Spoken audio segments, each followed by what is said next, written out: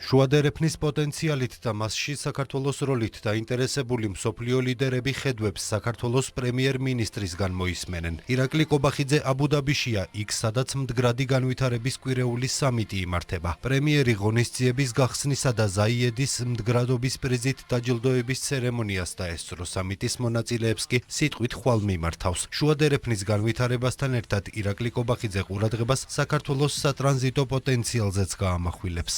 Პოტენციალი ძალიან დიდია, საინვესტიციო პოტენციალიც არის ძალიან დიდი, შესაბამისად ჩვენ ყველაფერს გავაკეთებთ იმისათვის, რომ ეს თანაშრომლობა კიდევ უფრო მეტად განავითაროთ.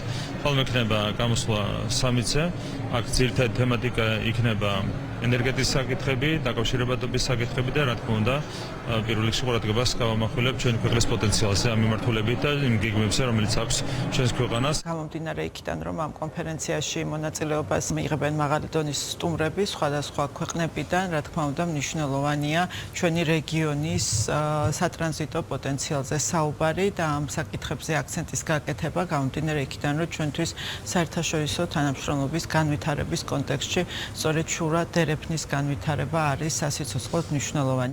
მდგრადი განვითარების კვირეულის სამიტს ქართული დელეგაცია ინვესტიციების მოსაზიდადაც გამოიყენებს. ამ მიმართულებით უკვე არაერთი შეხვედრა შედგა. პრემიერ-მინისტრის ხელმძღვანელობით ქართული დელეგაცია იგლ ჰილსის დამფუძნებელს მუჰამედ ალაბარს შეხვდა. ემარ ჯგუფის შვილობილი კომპანია საქართველოში უპრეცედენტო 6.6 მილიარდი დოლარის საინვესტიციო პროექტს ახორციელებს, რომელიც ქვეყანას 24,000-ზე მეტ სამუშაო ადგილს მოუტანს. მიმოვიხილეთ კიდევ ერთხელ, რა თქმა უნდა, ამ პროექტის კონკრეტული ასპექტები, ეს იქნება ერთ-ერთი ყველაზე წარმატებული პროექტი, ყველაზე მსხვილი საინვესტიციო პროექტია, როგორც მოგეხსენება საქართველოს ისტორიაში. ჯამური მოცულობა არის 6.5 მილიარდ დოლარზე მეტი, შესაბამისად, ბუნებრივი ეს ინვესტიცია განსაკუთრებულად შეუწყობს ხელს ჩვენი ქვეყნის ეკონომიკური პოტენციალის განვითარებას. როცა ინვესტიცია 6.5 მილიარდი ევრო, მისი ეფექტი იქნება 24 მილიარდ ევრომდე. რას გულისხმობთ ამ გავლენაში? ჩვენ მასალებს შევიძენთ საქართველოსგან, დავასაქმებთ არქიტექტორებს, კონტრაქტორებს, პერსონალს და ასე შემდეგ. ჩვენ დიდი ალბათობით მშენებლობის პერიოდისთვის 30,000-ზე მეტ დასაქმების ადგილს შევქმნით. ამას გარდა მთავრობამ ამ პროექტის დროს უნდა შეძლოს გადასახადების სახით 3-დან 4 მილიარდ ევრომდე თანხის შეგროვება. მხოლოდ ეს პროექტი მთლიანი შიდა პროდუქტის დონეს 5%-ით აწევს. რაც შეეხება ტურიზმს, ასეთი მასშტაბის პროექტით სულ მცირე 9 მილიონი ტურისტის მოზიდვაა შესაძლებელი. ერთ-ერთი ყველაზე მნიშვნელოვანი რამ, რაც უნდა გავითვალისწინოთ, რომ ასეთი მსხვილი დეველოპმენტი მსოფლიო ინვესტორებს მოიზიდავს თქვენს ქვეყანაში. დავარია ის ახალი ბიზნესები, რომლებიც დაიწყება, სკოლები და სკვერები, რომლებიც აშენდება, დიდებული არქიტექტურული დიზაინი, რომელიც შემოვა თქვენს ქვეყანაში.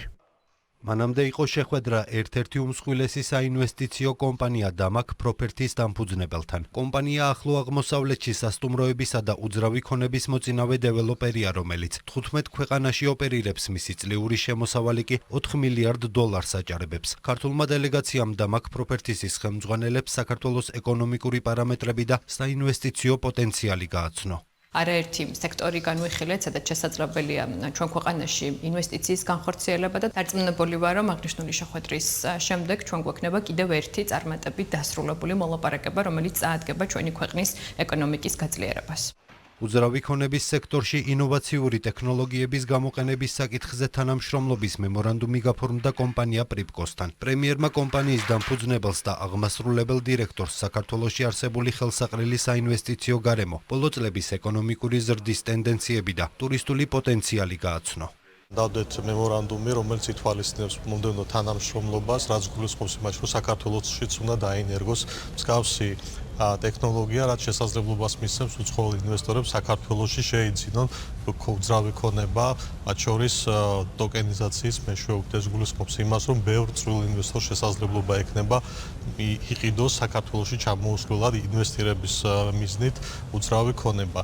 გაერთიანებული საამიროები მსოფლიო პოლიტიკური თუ ბიზნეს ლიდერების შეკრების ადგილი უკვე მე-18 გახდა. წელს აბუ-დაბის მდგრადი განვითარების სამიტმა მონაწილეები თანამშრომლობის, ინვესტიციებისა და ინოვაციების თემებზე სამსჯელოდ შეკრიბა.